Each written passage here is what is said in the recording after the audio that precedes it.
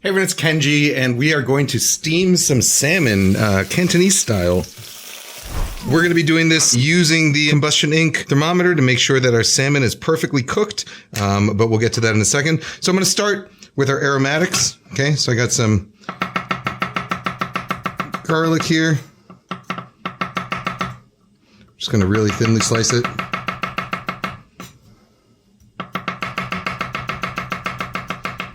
So this is a dish that you would typically do with like a whole fish, you know, so you can do it with like a whole flounder, or you could do it with a whole branzino.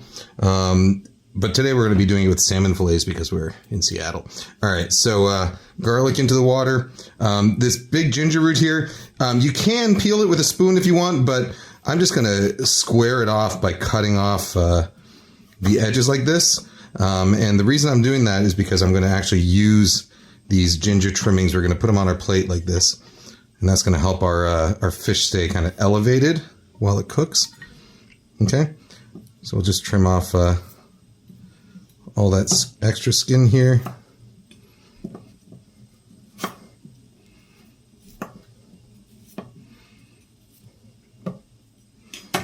Okay, and all that can go on the plate as well. I'm going to take my scallions, the dark green parts. I'm also going to trim those off, and those will go right on the plate here. And then the roots we will trim and discard. All right, and so now with these scallions, what I'm going to do is I'm going to thinly slice them lengthwise.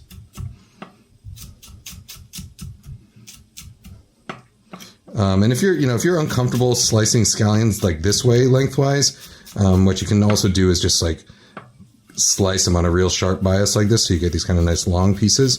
But the goal is that you want kind of nice long scallion pieces, because those are going to kind of curl up and turn into a nest with our other aromatics when we're done.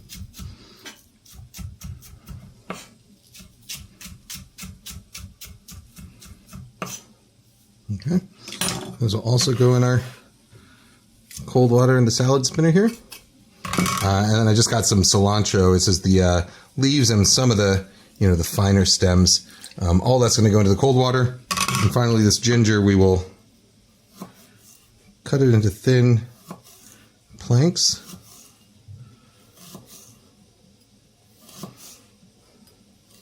That's probably enough.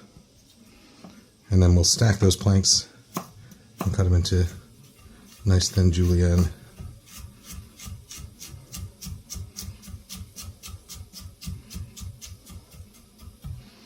Okay, just like that. And we're going to also soak those in cold water.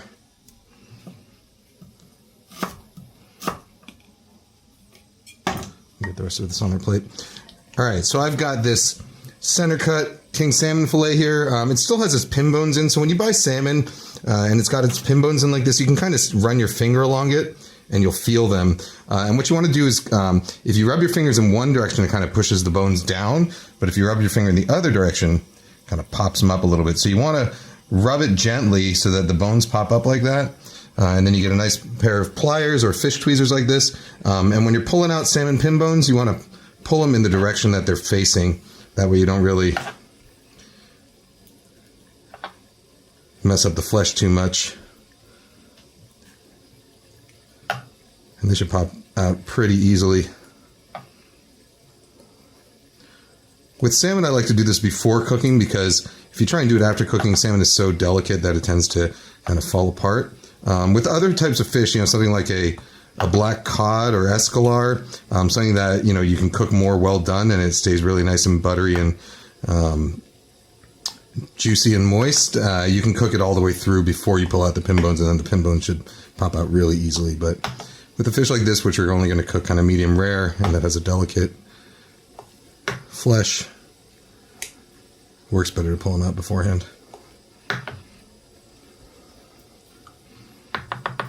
Okay. So you can run your finger along it again and see if you feel any more. And as long as you don't feel any, you're good. So this still does have its skin on, but that's okay. We're going to put it right over our aromatics like that. We're going to pop our predictive thermometer in. Okay, at kind of an angle like that. And that's going to give us the true core temperature. It has a series of sensors in there that's going to tell us the core temperature. Right now we're at 61 degrees. I'm going to put it right into this bamboo steamer here over some boiling water in our wok. And we're going to cook that until it hits around 105 degrees. That's going to be a nice rare in the center, but still nice and juicy on the outside. And then meanwhile, I'm going to make a real quick and easy sauce here. So I've got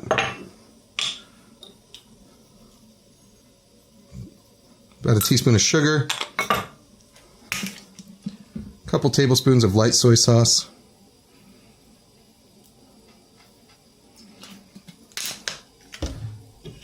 I'm using some sake here, about a tablespoon of it. I would use Chinese rice wine, Shaoxing wine, or dry sherry, but I don't have any right now, so I'm using some sake. So, tablespoon of sake, and then also a tablespoon of water. We're just going to stir that up until the sugar mostly dissolves.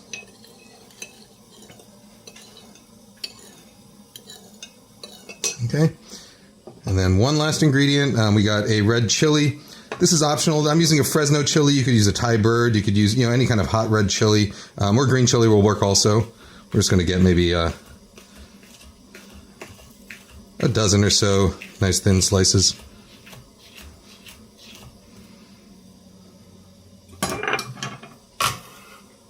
And that's about it. So the salmon should take about 7 minutes or so to get to a nice medium rare. We're going to keep an eye on the thermometer, and we'll pull it out when it's done cooking. So I'll see you in. All right, about 7 minutes. We are at 104 degrees. Oh, we're at 105. So we are done here.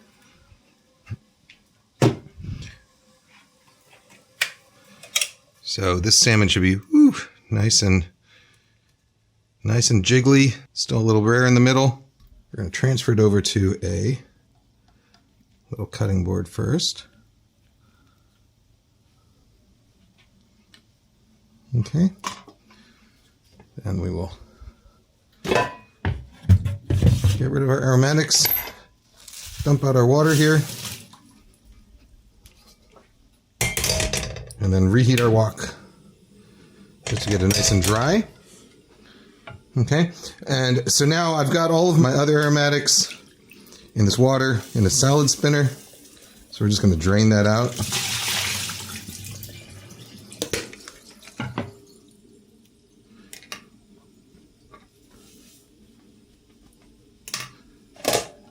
And give it a spin.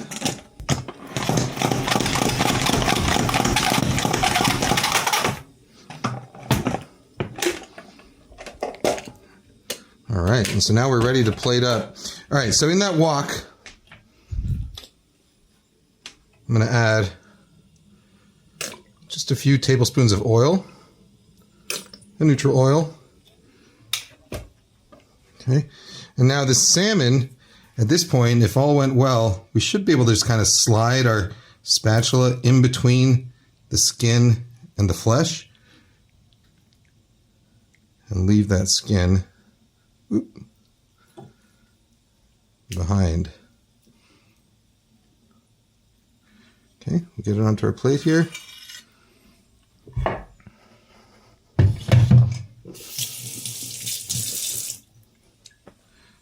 We're going to start by pouring our sauce over it.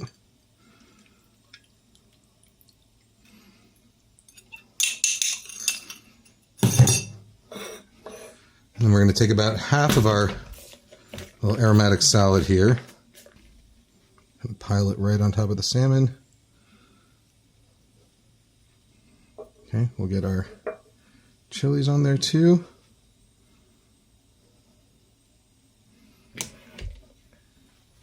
We get our oil nice and smoking hot like this. Okay, and here's the fun part. We're just going to pour that oil right over those aromatics.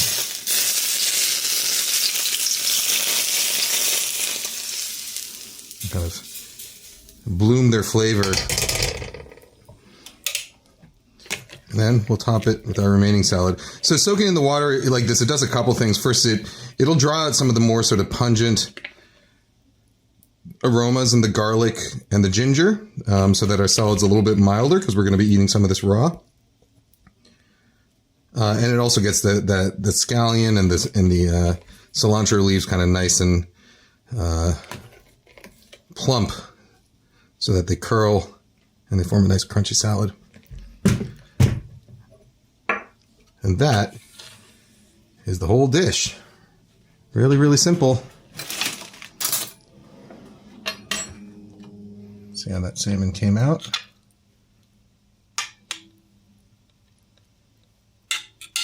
Nice and juicy and tender.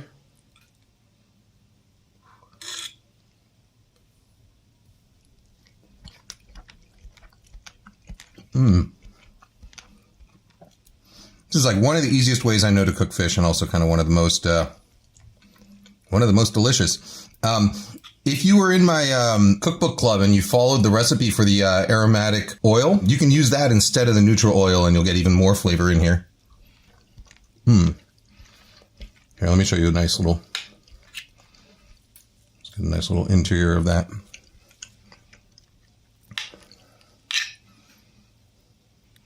It's kind of perfectly cooked through.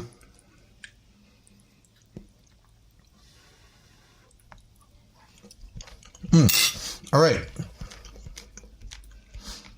Cantonese style steamed fish, done with salmon, perfectly cooked with the help of our Combustion Inc. predictive thermometer.